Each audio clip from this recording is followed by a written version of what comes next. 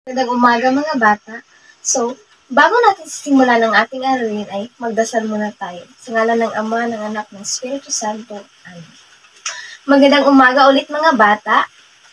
Bago kayo umupo ay ayusin muna ninyo ang inyong mga upuan at pulutin ang mga kalat na nasa sahig. Tapos na ba? Itaas ang inyong kamay kung tatawagin ko ang inyong mga pangalan. Christy, Jenny, Angel, Jovi. Mabuti at walang absent ngayon. So, hapon ay napag-aralan natin ang ating aralin tungkol sa ang aking pamilya. Ano nga ba ang mga kasapi ng ating pamilya? Tama. Ano pa ang mga kasapi ng pamilya, Jenny? Tama. Magbigay nga ng isang kasapi ng pamilya, Christy? Magaling. Sino-sino nga ulit ang mga kasapi ng pamilya? Magaling. Bukod sa mga kasapi ng pamilya, ano nga ulit ang mga tungkulin ng isang pamilya? Ano nga ba ang mga tungkulin ng nanay at tatay, Angel? Tama. Ano naman ang mga tungkulin ng mga anak? Napakagaling. Tama. Magaling mga bata. Nakakatuwang isipin na natatandaan niyo pa ang ating aralin noong nakaraan. So bago tayo pupunta sa ating bagong tatalakayin ngayon ay may ipapakita ako sa inyo na mga larawan. At pangalanan niyo kung ano ito. Una ay, ano nga ba ito? Tama. Ang una ay ito ay isang upuan. Ang pangalawa naman ay, tama, ito ay libro. Ang pangatlo ay, napakagaling. Isa itong computer. Pagkain, tama. Ito ay bola. Napakagaling nyo naman. At ang panghuli ay lagayan ng gamot. May napapansin ba kayo sa mga larawan na aking ipinakita? Saan nga ba ito matatagpuan? Sa tingin nyo, saan kaya matatagpuan ang mga larawan na ito? O saan kaya kadalasang nakikita ang mga larawan na ito? Tama. Ang mga bagay na iyong nakikita tulad ng libro, pagkain, upuan, lagayan ng gamot at computer ay kadalasang nakikita sa silid-aralan sa loob ng isang paaralan. Ngayon ay tutungo naman tayo sa ating bagong aralin. Handa na ba kayo? Ang pag-aaralan natin ngayon ay tungkol sa pakibasa nga. Pag-aaralan natin ngayon ang tungkol sa ang ating paaralan. So, ang pangalan ng ating paaralan ay San Jose Integrated School. Ang lokasyon ng ating paaralan ay nasa San Jose, Quezon, Bukidnon. Mahalaga ang paaralan sapagkat dito tayo natututo at dito nagtuturo ang mga guro. Ang paaralan ay para na rin nating pangalawang tahanan at ang guro naman ay para na rin nating pangalawang magulang. Ano nga ulit ang pangalan ng ating paaralan? Tama. Saan nga ba ito nakikita? Mahusay.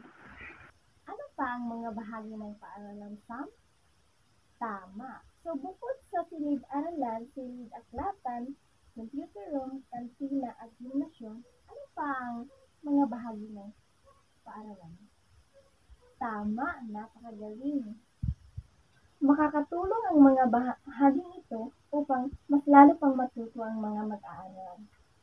Ito ang silid-aralan. Dito natututo ang mga bata at dito rin nagtuturo ang mga guro. Anong bahagi ng paaralan natututo at nagtuturo ang mga guro? Tama! Ito naman ang silid-aklatan. Dito makikita ang mga libro o ang mga aklat na ginagamit ng mga estudyante at guro sa kanilang pag-aaral. Saan madalas makikita ang mga libro, Jasmine? Tama! Ang ibang paaralan ay may espesyal na silid tulad ng computer room. Dito natututo ang mga batang gumamit at matutong gumamit ng computer. Anong bahagi ng paaralan natututong mag-computer ang mga mag-aaral, Gab? Tama, magaling. Ito ang kantina. Dito bumibili ng mga masustansyang pagkain ang mga mag-aaral. Saan madalas bumibili ng masustansyang pagkain ang mag-aaral, Dave? Tama, magaling. Sa gymnasium ginagawa ang malaking okasyon tulad ng graduation. Anong bahagi ng paaralan hinaganap ang mga malalaking okasyon, Mark? Tama. Ang panghuli naman ay ang klinika. Dito, dinadala o ginagamot ng pang-unang lunas ang mga may sakit o nasusugatan. Saan naman binibigyan ng paunang lunas o gamot ang mga mag-aaral? Tama. Sa klinika dinadala ang mga bata na nasusugatan o may sakit. Ang ating paaralan ay mahalaga sapagkat ito ang ating pangalawang tahanan at dito tayo natututo ng mga maraming bagay. Mga bata, ngayon may ipapakita ko sa inyong larawan. Ano nga ba ang inyong nakikita sa larawan? Tama, ito ay isang paaralan. Ano ang pangalan ng ating paaralan? Yes, San Jose Integrated School. Saan nga ito makikita? Tama. Ano pa ang nakikita niyo sa mga larawan? Yes, may silid-aralan. Ano pa, James? Bukod sa silid-aralan at silid-aklatan, ano pa ang inyong nakikita? Pangalanan niyo nga? Tama. Napakagaling. Sabay-sabay nga nating sabihin kung ano ang nasa larawan. San Jose Integrated School. Silid-aralan, silid-aklatan, gymnasium, klinika, kantina, at computer room. Bakit nga ba mahalaga ang paaralan sa mga bata? Zali. Tama. Paano natin may papakita ang kahalagahan ng paaralan? Paano maipapakita na mahalaga sa iyo ang paaralan, Zali? Tama. Ngayon ay tutungo tayo sa ating talagawain. May ibibigay akong talagawain. Maaari niyo bang ilabas ang inyong mga pangkulay? At babasahin ko ang panuto. So, panuto. Kulayan ang larawan ng paaralan tulad ng larawan na nasa ibaba. Bibigyan ko lamang kayo ng 10 minuto upang tapusin ang pagkukulay gaya nito. Tapos na? So, maaari nyo nang ipasa inyong talagawain. Ngayon naman ay bibigyan ko kayo ng sagutang papel para sa maikling pagtataya. Ito ay sasagutan niyo lamang sa loob ng 5 minuto. Babasahin ko muna ang panutos. Pagdugtungin ang mga larawan ng bagay na nasa hanay A sa mga pangalan na nasa hanay B. Tapos na ba kayong sumagot? Tutungo na naman tayo sa ating takdang aralin. So, ang ating takdang aralin ay gumupit ng iba't ibang larawan ng bagay na nasa loob ng paaralan makikita. Lagyan ng pangalan kung saang bahagi ng paaralan ito makikita.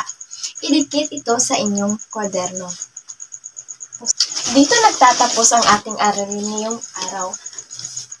Sa nagtatapos ang ating aralin, maaari na kayong umuwi. Paalam na mga bata.